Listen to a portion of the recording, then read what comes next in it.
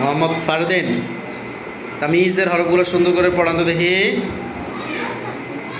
তামিজের হরফ 12টি। তামিজের হরফ 12টি।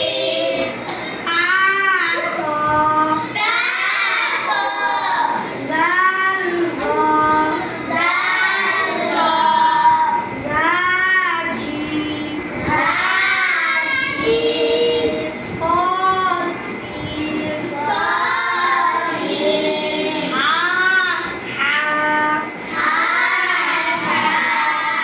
قاف كاف মাশাআল্লাহ বলেন। আমাদের এই যে ফারদিন, নার্সারির ফারদিন সুন্দর করে তামিজের হরফগুলো হচ্ছে যে ক্লাসে এখন এই যে পড়ালো। তামিজ শব্দের অর্থ হচ্ছে পার্থক্য করা।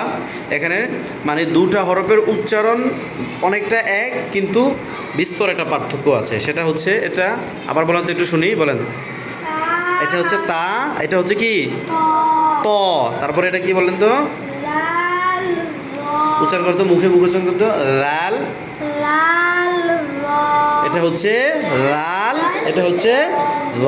তারপর এটা কি বলেন তো, জা ঝা। এটা কি ঝা জি তারপরে صاد سين তারপরে ح ح এটা সুন্দর করে আবার বলেন তো, বলেন হা।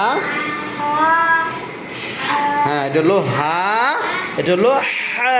হ্যাঁ, তারপরে قاف كاف নর্মালি দেখছেন, এটা হচ্ছে অফ, এটা হচ্ছে কাফ। মাশাআল্লাহ, এরকম কে কে পারবেন হাত তোলেন সুন্দর করে, সবাই পারবেন?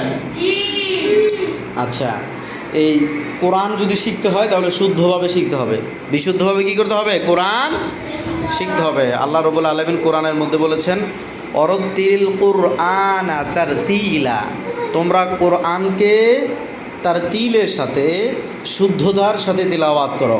আর কোরআন শুদ্ধ করে পড়ার জন্য তামিজের হরফগুলো শেখা অপরিহার্য। বুঝতে পেরেছেন? না হলে মানুষে কোনটা তা কোনটা ত এটার পার্থক্য অনেকে বুঝতে পারে না। রাল র, ঝা জিম, সদ সিন, হা হা, অফ কাফ। এইভাবে যখন শুদ্ধ করে আপনি হরফের পার্থক্য করে করে উচ্চারণ করে পড়তে পারবেন, তাহলে কোরআনের মিনিংস ঠিক থাকে। বুঝতে পেরেছেন?